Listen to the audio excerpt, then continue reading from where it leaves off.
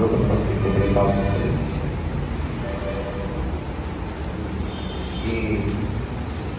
గొప్ప పరిచయంలో మమ్మల్ని పిలిచడానికి ఒక పరిచయం మా మనసు మేము తెచ్చున్నాం. Every mind be open to the Holy Spirit and to receive it. And definitely ఇక్కడి నుంచి మేము వెళ్ళాం ఒక న్యూ లెవెల్ ఉంది. అందుకు తెలియదు. Thank you, Holy Spirit. We yield to you for the ministry. In Jesus' name. Amen. Amen. Praise the Lord. Hallelujah. Thank you, every minister of the gospel. అంటే ఎంతమంది ఇక్కడ పాస్టర్స్ ఇవాంజలిస్ట్ ఉన్నారు? Pastor కానీ evangelist కానీ how many are pastors? Pastors. They are doing churches. సంఘాలు ఉన్నాయి. Thank you. అంటే మిగతా వాళ్ళు వద్దని కాదు కదా, I just wanted to know who my minister. So మీరు ఒకవేళ డిఫరెంట్ కాలేజ్లో మీరు ఉన్నాం అంటే మనం తెలియాల్సింది ఏంటంటే మనందరం ఒకే దానికోసం పనిచేస్తాం. కాకపోతే వేరు వేరు పరిచయాలు ఉండొచ్చు, మీది సంఘాలు కూడా వేరే ఉండొచ్చు, కానీ సార్వత్రికంగా మనం ఒకటే అంటున్నారు. లేదంటే తేడాలు ఉన్నాయా? సో నేను ఈ సమయాన్ని I want to make it as discussion లాగా. ఏదో నేను చెప్పుకుంటూ వెళ్ళిపోయాను, మళ్ళీ మీరు వెళ్ళి ఇంకో మైక్ ఓకే.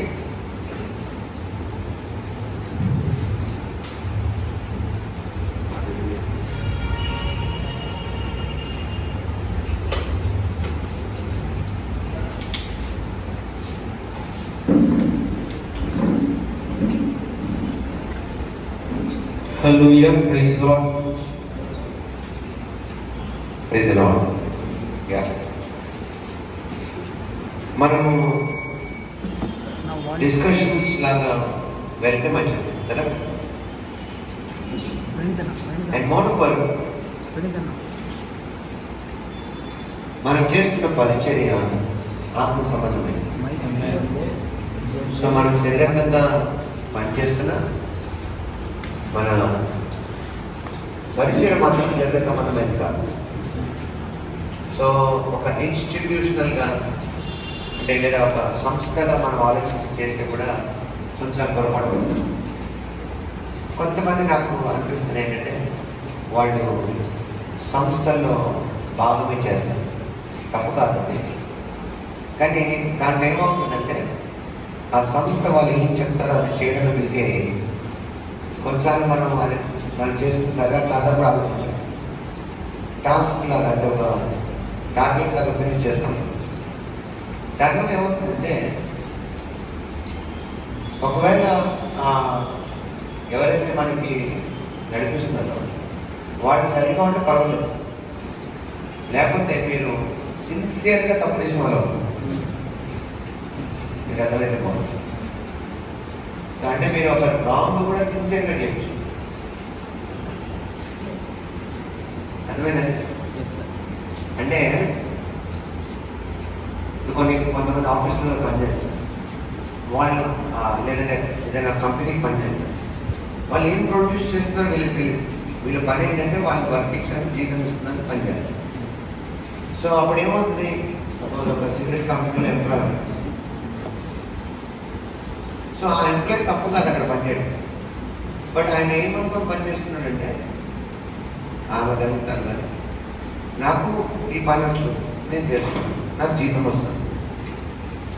బట్ లేకపోతే ఒక ఆల్కహాల్ ఇండస్ట్రీలో పనిచేస్తాను, లోపల బయట జనాలకి ఎంత ఇవ్వంటే మనకెందుకు, నేను నా పని చేస్తున్నాను, నేను నా జీతం తీసుకుంటే నా ఫ్యామిలీ నడుస్తుంది.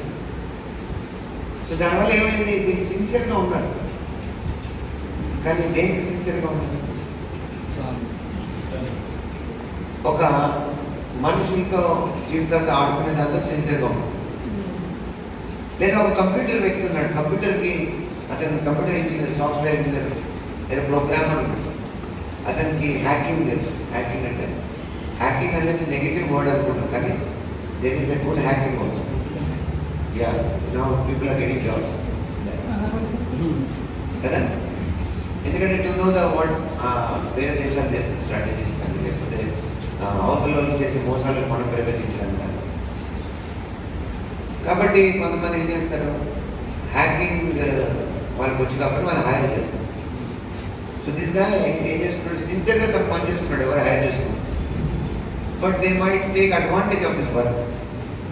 తన పనికి వీళ్ళు ఏం చేయొచ్చు, అడ్వాంటేజ్ తీసుకోవచ్చు కదండి.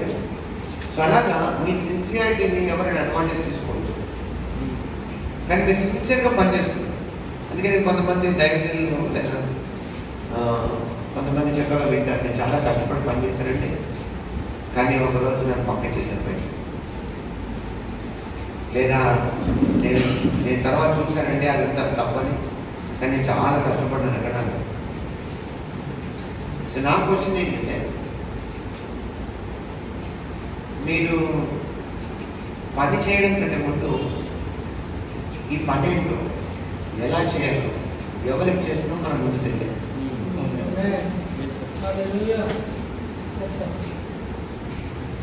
అందుకే దేవుని వాక్యం మీరు మనుషులకు దోషం.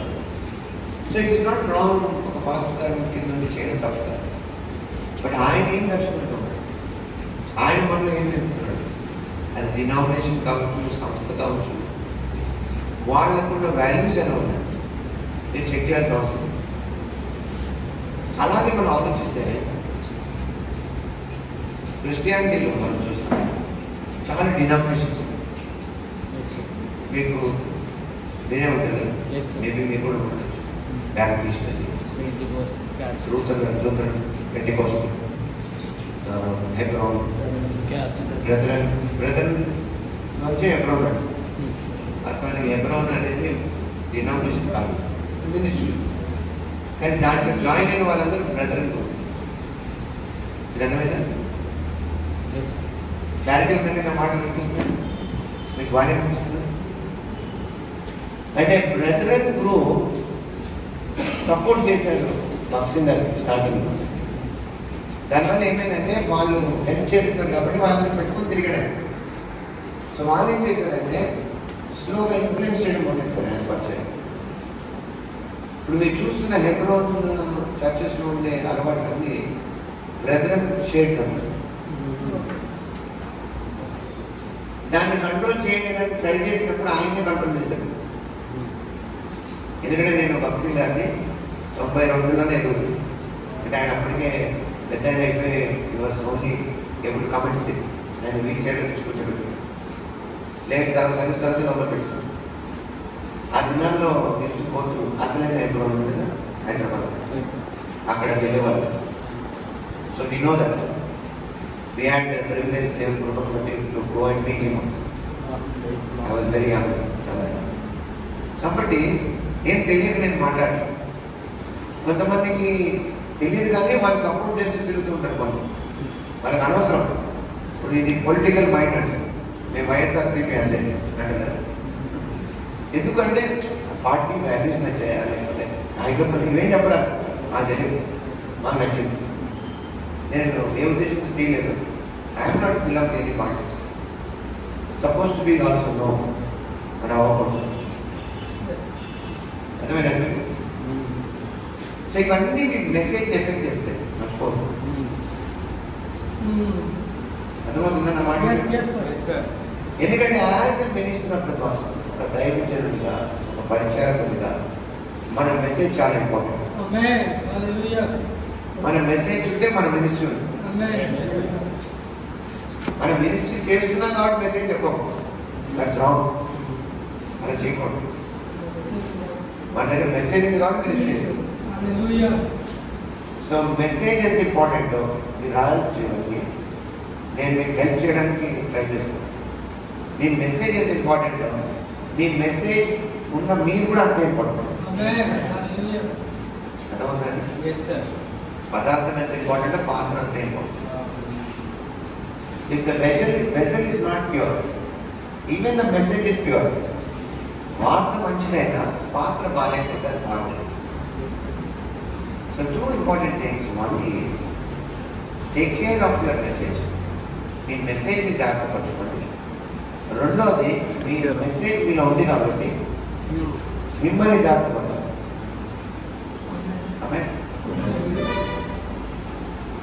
అందుకని మనకు మీరు గతంలో ఎలా ఉన్నారు, రక్షించబడకుండా ఎలా ఉన్నారు, మీ బ్యాక్గ్రౌండ్తో పని లేదు. ఎందుకంటే వాటితో సంబంధం లేదు. క్రీస్తులో నూతన సృష్టి. సౌండ్ ఎగ్జాంపుల్ తీసుకోండి. పౌలుగా మారిన సౌండ్. ఆయన బ్యాక్గ్రౌండ్ ఏంటి? ఆయన చర్చిని హింసించాడు, క్రైస్తవుల్ని బంధించాడు, చంపడానికి కారణమే కదా. స్టెఫెన్ విషయంలో కూడా మనం చూస్తాం, సౌలులకు సంబోధించాడు. అంటే all the mob has killed. గుంపు కలిసి రాళ్ళు కొట్టి స్టెఫెన్ చంపితే being an official it's okay, I agree to it because yes, he's wrong. Because he had an hatred towards Christians. Of course, Christians are leader. This group of people, ఈ గుంపు Jesus followers, యేసు ప్రభు అనే వాళ్ళ మీద problem ఉంది. So అందుకే ఆయన ఏం చేశాడు, వాళ్ళు చేసిన దాన్ని సమర్థించాడు. బట్ ఆ తర్వాత ఆయన దర్శనం పొందిన తర్వాత, దర్శనం కూడా ఎలా ఉంది తెలుసా మీకు? ఆయన దేవుడు దర్శించాడు దమస్కు మార్గంలో, గుర్రమించి పడ్డాడు. పడిన తర్వాత ప్రభు అయితే మాట్లాడుతున్నాడు, సౌలా సౌలా నన్ను ఎందుకు హింసిస్తుంది. ఈయన ఆశ్చర్యపడి ఫస్ట్ ఏంటంటే, ఇదేంటి నేను క్రైస్తవులను నేను క్రైస్తవులు అంటే మళ్ళీ చెప్తాను, క్రైస్తవులు అంటే 11 అధ్యాయం చూస్తే అంత్యోక్యలో పెట్టారు రాసిపోయాడు. కానీ అప్పుడు వాళ్ళు ఏమని పిలిచారంటే ఈ మార్గం ద వే, ఈ మార్గాన్ని అనుసరించేవారు. So they have not this some other way, ఏదో కల్ట్, ఇంగ్లీష్లో కల్ట్ అంటే విపరీతం. ఇది మనకి తేడాగా ఉంది. అంటే వీళ్ళంతా ఆ బ్యాచ్ అంటే ఆ బ్యాచ్ అనిపించేవారు. ఏ బ్యాచ్ అంటే ఆ బ్యాచ్, ఏసీఏ బ్యాచ్ అలా అనేవారు. అంటే అది పేరు కూడా పెట్టడం ఇష్టపడలేదు. వీళ్ళు కూడా ఆలోచించుకోవాలి ఏమైనా పేరు పెట్టుకోవాలి. అంటే వాళ్ళు మాత్రం శిష్యులు అనేవారు. They are also called disciples. అందుకే ఎక్కడికి వెళ్ళిన శిష్యులు కొంతమంది అక్కడ ఉన్నారని తెలుసుకొని, అంటే ఈ మార్గాన్ని అనుసరించే వాళ్ళు ఉన్నారని వెళ్ళి వాళ్ళతో మాట్లాడారు. కానీ అది ఎంత కష్టం అంటే అక్కడ ఫస్ట్ ఆఫ్ ఆల్ యేసు ప్రభు నమ్మారంటే చాలా డేంజర్. అది నాకు నమ్మడం అసలే కష్టం. సో నమ్మిన వాళ్ళు బయటికి చెప్పుకోలేరు. కొన్ని గుర్తులు మెయింటైన్ చేసేవాళ్ళు వాళ్ళు. దాంట్లో వన్ ఆఫ్ ద గుర్తు ఏంటంటే ఫిష్ గుర్తు. ఫిష్ అంటే బోట్ చూపించారు, పైన ఒక గీత కింద ఒక గీత గీసి ఫిష్ అంటే అర్థమైంది. మీకు అప్పుడు జీసస్ అంటే పైన కింద గీత ఉంటుంది, ఫిష్ గుర్తులాగా కొన్ని కారణం మీద చేప పైన ఇలా గీత గీస్తే కింద ఇంకో గీత గీస్తే ఇక్కడి నుంచి ఇలా పైకి వెళ్తే తోక అడ్డు ఇలా ఉంటుంది, ముందు మూతి ఇలా ఉంటుంది. రెండు గీతలు మన ఫిష్కి చూపెట్టాం. ఇది ఫిష్ అంట. సో వాళ్ళు ఏం చేసేవారంటే ఒక ఆయన నిలబడి మార్కెట్లో ఇలా గీత గీసేవాడు కాదు. అది ఎవరైనా గమనించి దగ్గరకు వచ్చి కింద గీత గీసారు అనుకో, వీళ్ళిద్దరు ఒకటే. అప్పుడు వాళ్ళు సైన్ చేసుకొని వాళ్ళ పలానా దగ్గర రండి చెప్తున్నారు. అక్కడ ప్రార్థన అవుతుంది, నేను కూడుకుంటున్నా, మీరు కలవడం చెప్పారు. అంటే అంత కష్టమైపోయింది ఆలోచించడం. ఆ జిల్లాలో బడ్జెట్ రావాలంటే కారణం తెలియదు. సో దాని అంటే సిల్వ గుర్తు అయితే ముందు నుంచి లేదు. సో కొంతమంది సిల్వ గుర్తు లేకపోతే చర్చ కాదనుకుంటారు.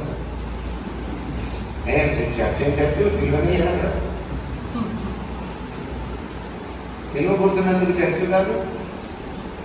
మరి ఆదిలో వాళ్ళు కంటిన్యూషన్ చేపల గుర్తు వచ్చింది. అందరు చర్చలు రాసుకుంటూ చేపలు పెట్టేవారు. So it is not about physical things. అంటే అప్పుడు కాన్స్టంటైన్ టైం వచ్చినప్పుడు క్రాస్ ఫేమస్ అయింది. ఎందుకంటే అక్కడ కళ వచ్చింది.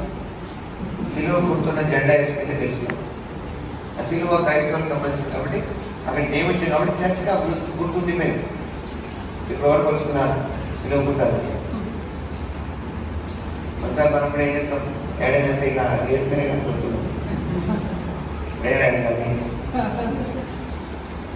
ఇంటికి వెళ్ళగానే వేసుకుంటే అప్పుడు దానివల్ల తప్పు రైట్ నాకు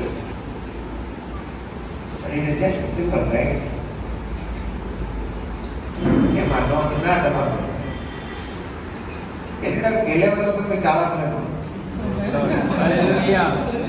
దాంట్లో కానీ మీరు విడిచిపెడతారు.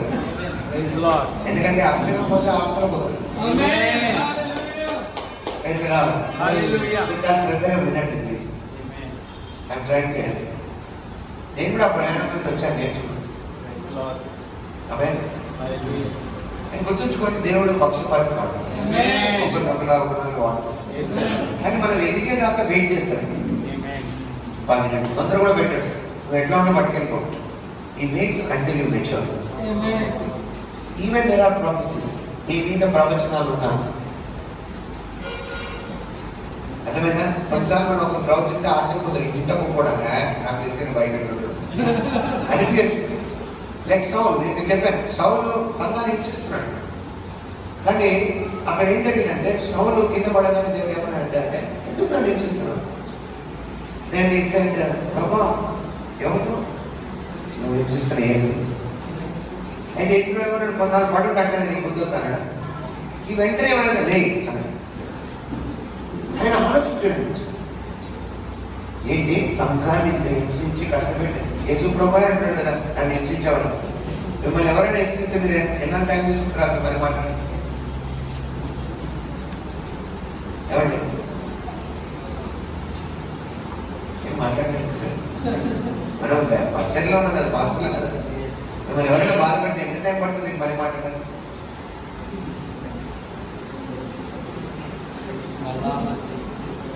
మళ్ళా వాక్యంలో చేయకూడదు అని మనకు వచ్చేంతవరకు మళ్ళా మాట్లాడకుండా పెడతాం కొంతమంది కదా, చూపిస్తాం మనం ఏంటి.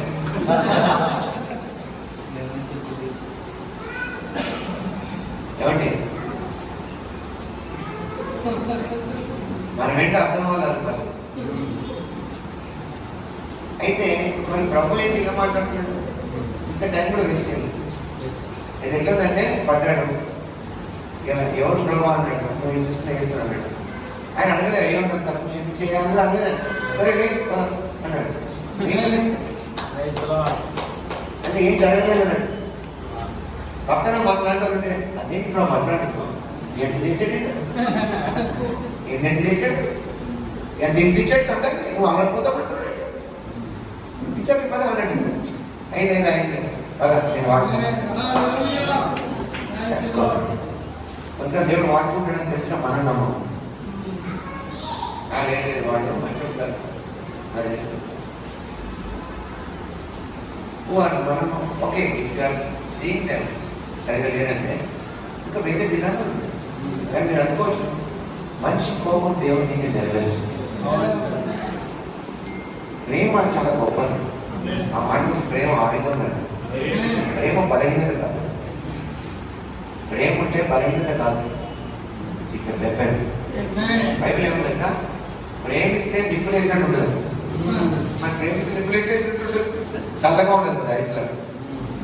ప్రేమ కథ బాగుంటుంది. నీవు వాళ్ళని తిట్టి అది చేసినా వాళ్ళు మారలేము కానీ ప్రేమ మాట్లాడుతుంది. అంటే దేవుడు ఏం మెచ్చుకున్నాడంటే దేవుడు లోకం ఎంతో ప్రేమించాడు. ఎంతో అంటే అర్థం ఏంటో తెలుసు మీకు? వాళ్ళకు నేనంతా కాదు. ఎంతో అంటే ఆయన ప్రేమ అంతా ఇండివిజువల్ గా ఇచ్చాడు. గుంపులో ప్రేమించలేదు. It's best way to tell. ఇప్పుడు ఇంతమందిలో మీ అందరికి థ్యాంక్స్ అని అర్థం ఏంటి? ఎవరు చెప్పండి? అది ఎలా చూపించాడు? పరిశుద్ధాత్మ ఇచ్చింది. వాళ్ళు గుర్తుంచుకోండి, ప్రారంభించడం అంతా ఓకే. ఇప్పుడు పరిశుద్ధాత్మ మీలో ఉన్నాడు అనుకోండి, నాలో ఉన్నాడు. ఇక్కడ ఉన్న 30 మందిలో పరిశుద్ధాత్మ ఉన్నాడు.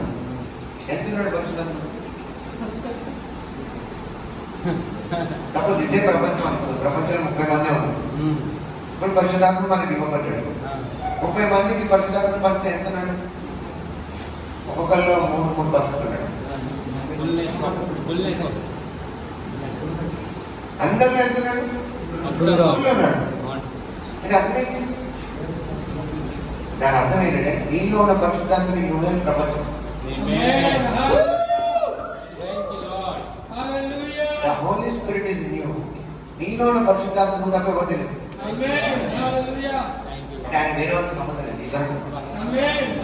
ఇది నీకు తెలిస్తే సీక్రెట్.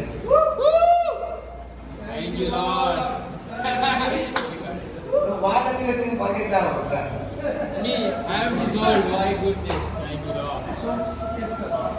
కొంతమంది అంటారు ఏంటో తెలుసా, నేను చాలా నాకెవరు లేరు. ఎవరు కలిగి? Who is Holy Spirit? God himself. దేవుడు తానే. ఏం దేవుడు?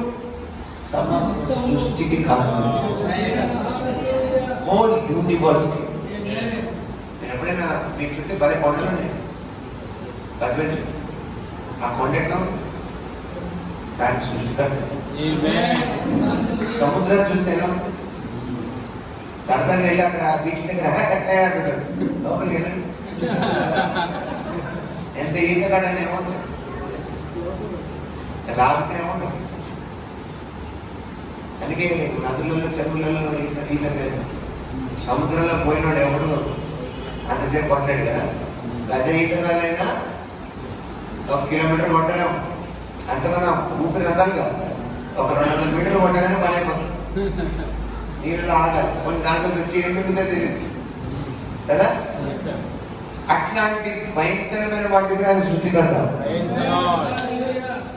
భూమి దాటి బయటికి వెళ్తే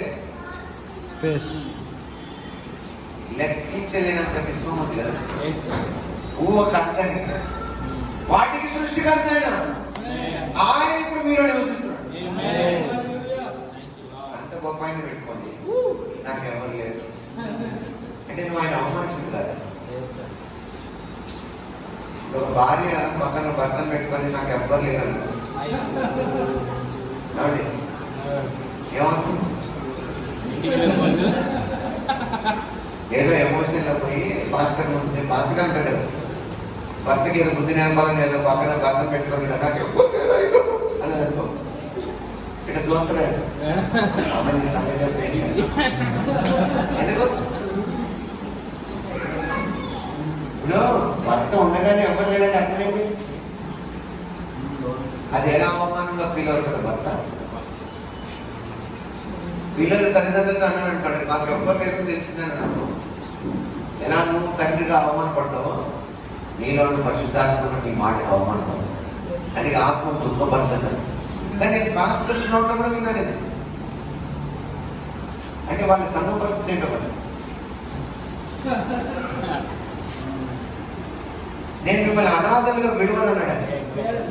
విడవడం ఏంటి? అసలు మనలోనే ఉన్నాడు. ఎవరో ఒకరు గాయపరిచాడు, ఎవరో సంఘంలో ఎవరో మిస్బిహేవ్ చేశారు, ఎవరో నిన్ను బాధ పెట్టారు. దానికి ఎందుకు అంటే నువ్వు వాడి ఎక్స్ప్రెషన్ మినిస్ట్రీ, శరీరంగా మినిస్ట్రీ చేస్తుంది.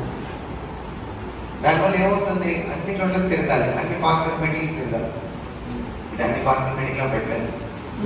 దీని వెనకాల ఒక ఉద్దేశం. ఏమండి? Just encourage. నేను మిమ్మల్ని ఎంకరేజ్ చేయడానికి ఉన్నాను. And this is not I do everywhere. ఎక్కడికి వెళ్ళినా నేను చేస్తాను. ఎందుకంటే వాట్ ఐ హావ్ లర్న్డ్ అది నాకు పని చేస్తుంది.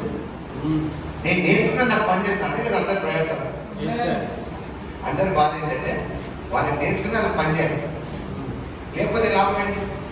ఊరికి డబ్బా కూడా ఎన్నో తిరుగుతారు. ఒకరోజు బయటపడుతుంది కదా. ఒకరోజు నేను ఒక మీటింగ్కి వెళ్ళి వాకింగ్ చెప్పి బయటకు వస్తే ఒక ఆయన వెనబడి వచ్చాడు. బాగా విన్నాడు, వాకింగ్ బాగా విన్నాడు. నిజంగా తెలిసిపోయింది, బాగా విన్నాడు. బయట నా వెనకాల వచ్చి కాళ్ళ దగ్గర నేను వచ్చినప్పుడు వచ్చి నా వెనకాల, సార్ మీరు బాగా చెప్పారు కానీ నేను నమ్మనండి అన్ని భాషలు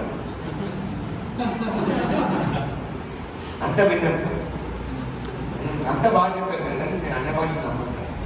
అసలు అన్య భాష మాట్లాడాలని ఎప్పుడు నాకు అర్థమైపోయింది. ఆయన మా ఇంత చెప్పాక కూడా అడుగుతున్నాడు. నేను ఆయన వైపు చూశాను. చూసి మరి నీ పెళ్ళి ఎప్పుడు అవుతున్నాను. వాస్తవానికి ఆయన విమర్శిస్తుంటారు. చూస్తే ఆ పెళ్ళి అయితే 3 పిల్లలు ఉన్నారు. కానీ ఏంటంటే మరి నీ పెళ్ళి ఎప్పుడు అవుతుంది. బయటకి మోకాలు వేసాడు. మోకాలు వేసి పక్కన పరిగెత్తి అంటాడు. ఏమైందంటే ఇది ఇంకా పెళ్లి కాలేదు.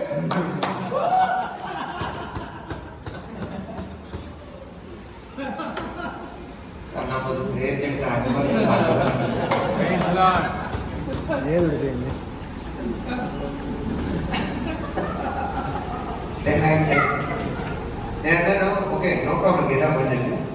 ఒకటే అన్నా నువ్వు వాదిస్తూ ఇక్కడ ఉంటావు, నేను నా బండికి వెళ్ళిపోతాను. నువ్వు ఎక్కడున్నావు? వేరే నుంచి డాక్యుమెంట్స్ నీ వాదిస్తూ ఎక్కడున్నావు? నేను ఒకప్పుడు నేను కూడా నేను నడుచుకుంటూ వచ్చాను. దానికి ఎగ్జాంపుల్ అది నేను కారుకి వెళ్ళిపోతాను. రేపు ఇంకా ముందుకు వెళ్ళిపోతాను, ఇంకా పైకి వెళ్తాను. But what about you? నువ్వు ఎక్కడున్నావు అక్కడే ఉన్నావు అంటే ఆయన అర్థమైంది. So don't remain in religion. ఎవరో చెప్పారు మాకు, ఎవరికో నచ్చింది, ఎవరో మాకు ఇలా చెప్తున్నారని అక్కడ అయిపోతుంది. Grow from that. Religion is dangerous. నేను అనొచ్చు మనం క్రైస్తవులుగా మన రిలీజియన్ లేదు. No, Christianity is also religion for them who was known only certain principles. కొన్ని నేర్చుకున్న వాళ్ళకి అది రిలీజియన్. రిలీజియన్ ఎప్పుడు పోతుందంటే ఎప్పుడైతే నువ్వు రిలేషన్షిప్లోకి వస్తావు. అంటే నువ్వు ఎప్పుడైతే దేవునితో సంబంధాలకు వస్తావు, దేవునితో సహవాసాలు ఉంటావు, రిలీజియన్ పనిచేస్తుంది. మతం అంటే దేవుని వెతికించడం మతం. హలో, లేని దాన్ని వెతికిస్తే ఏంటది? బిజీగా ఉంటుంది. ఏమంటే నేను ఇక్కడ ఇప్పుడే ఒక బంగారపు ఉంగరం పట్టానని వెస్ట్రన్ అంటారు. వాళ్ళు ఉంగరం అంటే చిన్న కమ్మ పడిపోయింది అంటారు. ఏం చేస్తారు అందరూ? చెప్పిన ఆయనకి నమ్మకం ఉంటే, చెప్పిన ఆయన నమ్మకం ఉందనుకో, ఆయన కూడా ఎత్తికేస్తాం. ఎక్కడ పడింది సార్? ఎక్కడంటే అక్కడెక్కడ పడింది. నిజం చెప్పి కరెక్ట్గా చెప్పండి ఎక్కడ అంటే అందరు కలిసి వెతుకుతుంటారు. ఎందుకంటే ఎవరికి నమ్మకం? చెప్పిన మనం ఏం పొరపాటు చేసామంటే చెప్పే విషయాన్ని కాకుండా చూడకుండా చెప్పే ఆయన చూసాం. అందుకే ఏం చేస్తున్నాం? ఇంత పెద్దోళ్ళు, ఇంత చరిత్ర చెప్తారు తప్పగా.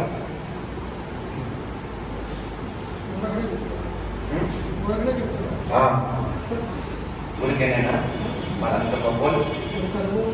తర్వాత మనం అదే మాట్లాడినట్టు తెలుసా వేరే వాళ్ళు రుద్దడానికి.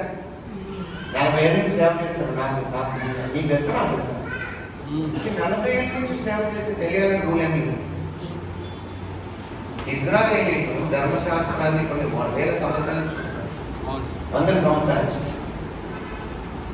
మరి యేసుప్రభు గుర్తుపట్టలేదని మాట్లాడలేదు.